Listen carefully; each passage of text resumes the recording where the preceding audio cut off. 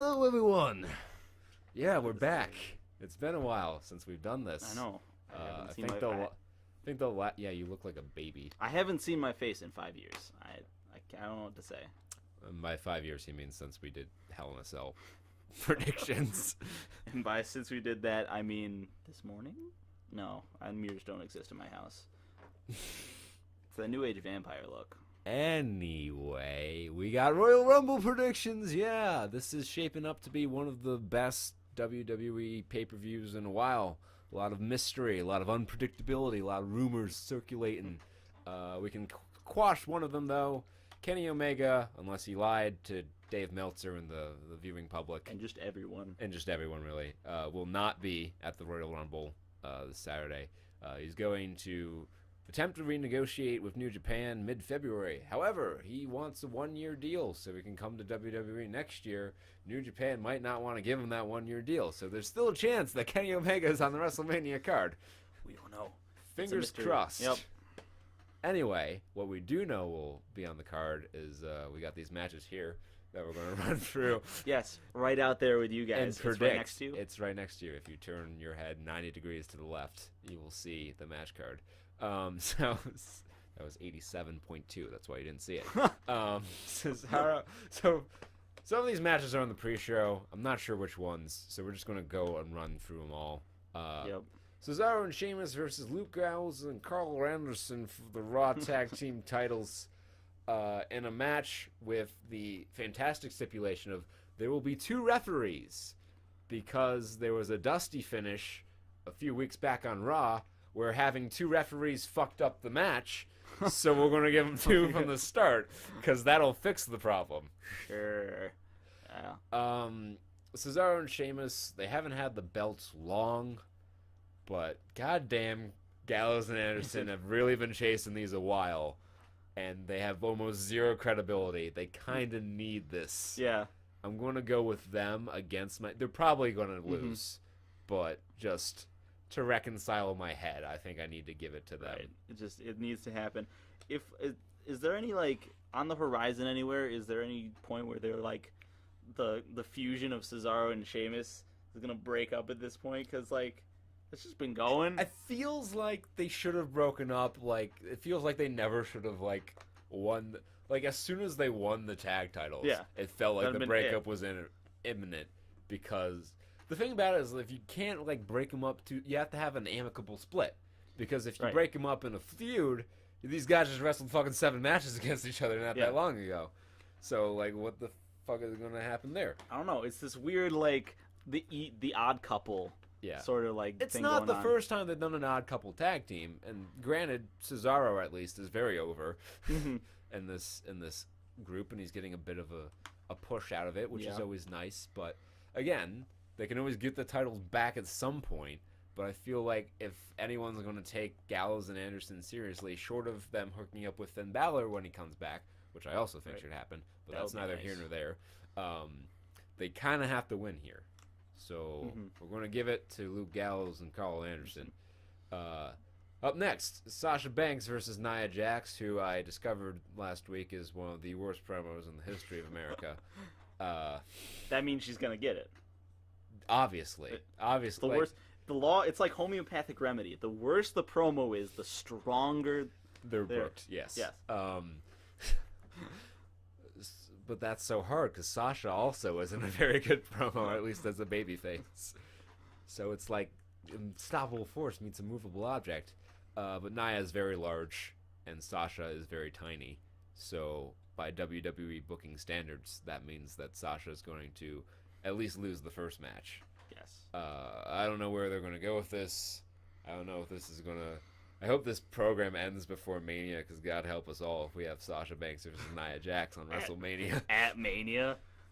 Oh, no. Yeah, I think it's pretty obvious that Nia's going to get the first win here, because she's the heel and is, again, very large for a woman at least. I don't know. I've never seen her next to the non-tiny referee with the big eyebrows, so I don't know how big she actually is.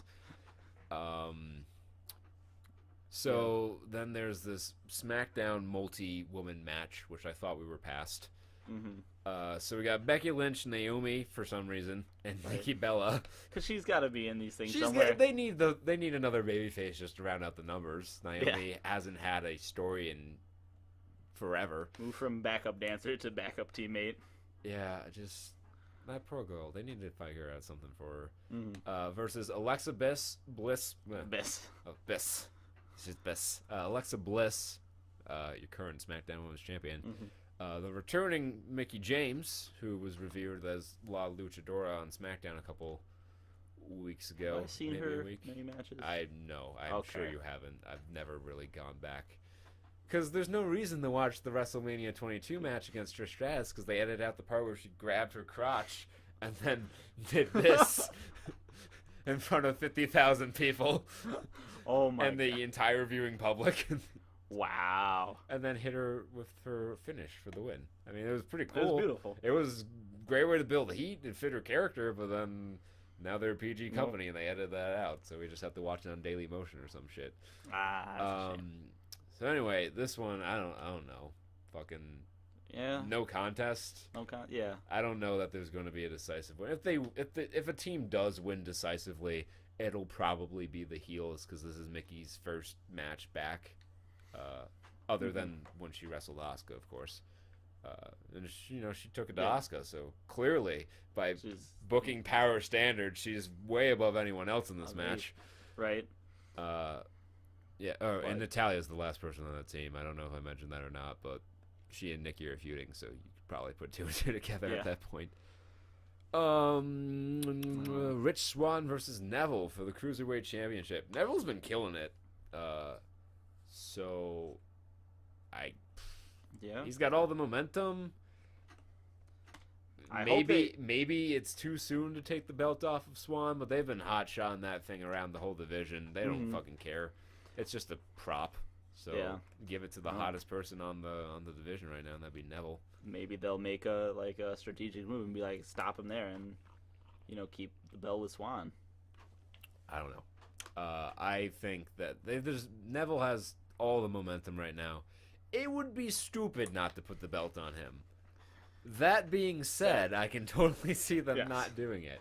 But I'm going to go with my gut instinct here and say that Neville's going to get the purple belt. Okay. I'll put it on Swan just to see if they'll do it. One of us will be right. Yes. Unless it's like a no contest or some shit like that. Oh, jeez. Charlotte Flair. That's right. They gave her last name. Versus Bayley for the Raw Women's Championship. Much the same reason that I think Nia Jax is going to win over Sasha Banks. I think Charlotte's going to keep her pay-per-view singles undefeated streak going a little bit longer. They've done a good job building up these two women with video packages, not with promos in front of a live audience, because apparently that's a lost art. But for video, they did a fucking beautiful video package for Bayley that perfectly established her character, and I was like, why didn't you do this months ago when she debuted? Yeah, she probably would have some more heat behind her at this point. But I think a win here for Charlotte will definitely help build Bayley's babyface sympathy and let her win at Mania, which I'm sure is where this is going. So they'll probably win for Charlotte here. I don't know if they'll probably do fucking tag match of some configuration, Charlotte and Nia versus Sasha and Bayley at fucking Fastlane or whatever the fuck the February pay-per-view for Raw is. I don't know anymore. They'll set up some stuff for WrestleMania. It'll be like a babyface conquers all sort of thing. This is what WrestleMania is all about, the conquering babyface. Roman Reigns.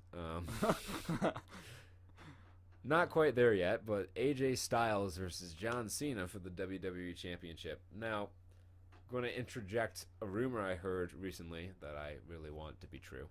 And the rumor is that Bray Wyatt will be winning the WWE title at Elimination Chamber, and Randy Orton's going to be winning the Royal Rumble, and then that will be the WWE title match at WrestleMania. So we know that Randy Orton versus Bray Wyatt at Mania is happening. That's just a thing that's going to happen.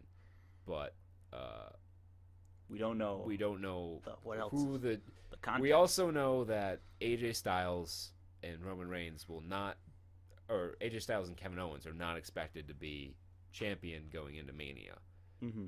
So you could do the title change here, stick it on Cena so he gets a tie Ric Flair's record, and then fucking a big moment in the Alamo Dome. Yeah, I could. Yeah, I could see that happening, but at the same point, there's really no reason to do it. I mean, if Bray's gonna win at Elimination Chamber, might as well keep it on AJ.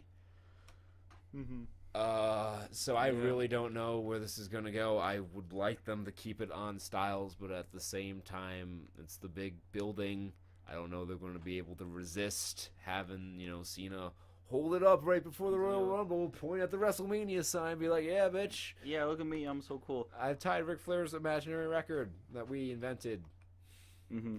I could see either this match or the next match being like the not main event cool, like the really good match. I don't know.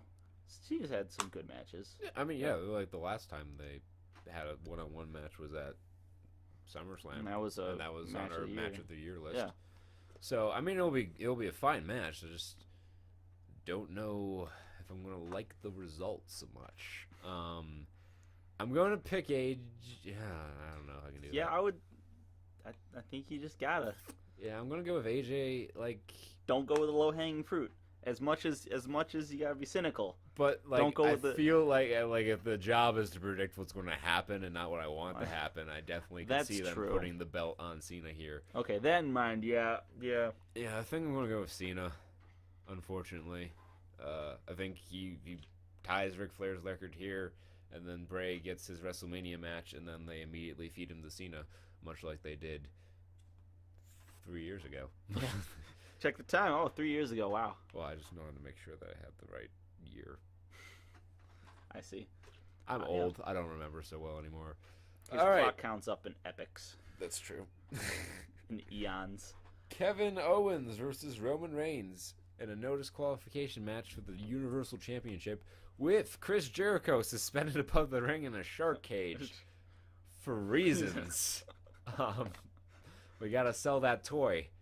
I think the finish to this match, it already happened in NXT at the last TakeOver special, where it was Offers of Pain and TM6 won with Ellering in the shark cage. Jericho's going to drop his U.S. title belt down, so Owens can hit Reigns with it, but Reigns is going to intercept it, hit Owens with it, and he's going to pin him, or not pin him, or just spear him. He's going to spear him at some point. It's a spear! Oh! Yeah. There's going to be so Jericho is going to cost Kevin Owens the title in some fashion, and then Reigns is going to be champion, and he's going to wrestle Braun Strowman at WrestleMania in a match. God help us all. Yeah. That match. And oh boy. And Chris Jericho and Kevin Owens are going to have a match for the U.S. Championship when the best friends implode. Yeah. That was an explosion. Follow along with the play-by-play at home, Yeah. So that's Roman Reigns is winning this match. I don't think that there's any real doubt to that. Mm-hmm. And then we get to the Royal Rumble match. We know 22 of the 30 people in the match. Shaq gonna be in it? God, I hope not. That was so beautiful.